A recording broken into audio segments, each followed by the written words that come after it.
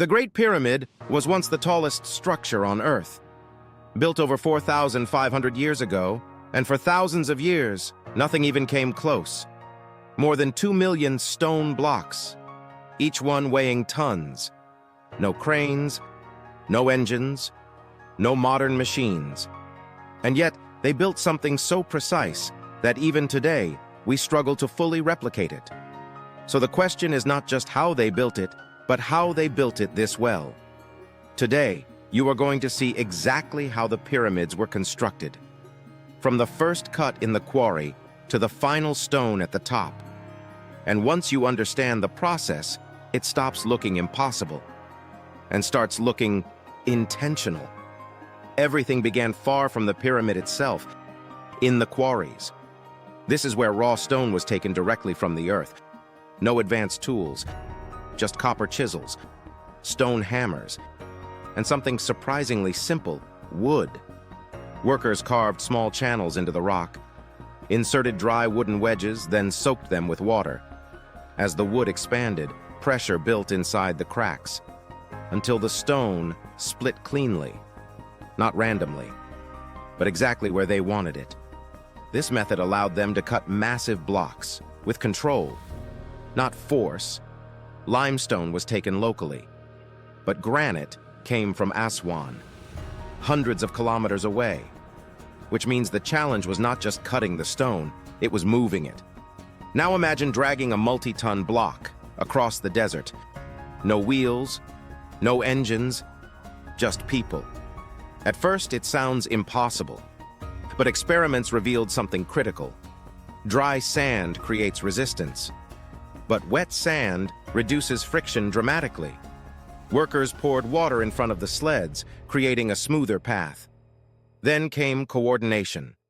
Teams pulled together using thick ropes, step by step, rhythm by rhythm. Not chaos, but synchronization. Hundreds of workers moving as one. What seems impossible alone becomes manageable together. And slowly, the stones reached the construction site. But this is where the real challenge began. Because moving the stone is one thing, lifting it is something else entirely. And that system was ramps. At the early stages, long, straight ramps were likely used, built from mud brick and limestone chips. But as the pyramid grew higher, that method became inefficient.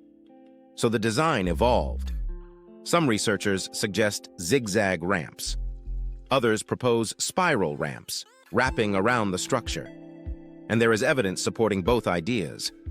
What matters is this: they adapted. They didn't rely on one method. They adjusted as the structure grew.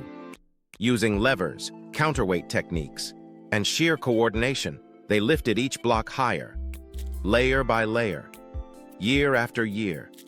This was not fast construction. It took around 20 years and required a massive workforce. But not slaves, skilled workers, organized into teams, fed well, trained, living near the site. This was not forced labor. It was a national project, and everything about it was planned. As the pyramid rose, precision became even more important. The higher they built, the smaller and more refined the stones became. Each block placed carefully, measured, aligned. The outer layer was once covered in polished white limestone, so smooth that it reflected sunlight. The entire pyramid would have shined brightly in the desert, visible from miles away. At the very top, there may have been a capstone, possibly covered in gold, catching the sun, completing the structure. Inside, massive granite blocks formed chambers, including the king's chamber. Stones weighing dozens of tons, placed with extreme precision. No mortar, no cement, just perfect alignment. Even today, replicating that level of accuracy is extremely difficult, and that is what makes it extraordinary. So what does all of this actually prove? Not that ancient people had lost technology, not that it was impossible, but something far more important.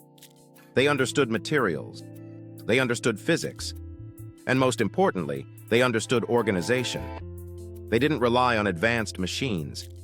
They relied on systems, process, discipline, and scale, stone by stone, step by step, year after year, until something incredible emerged.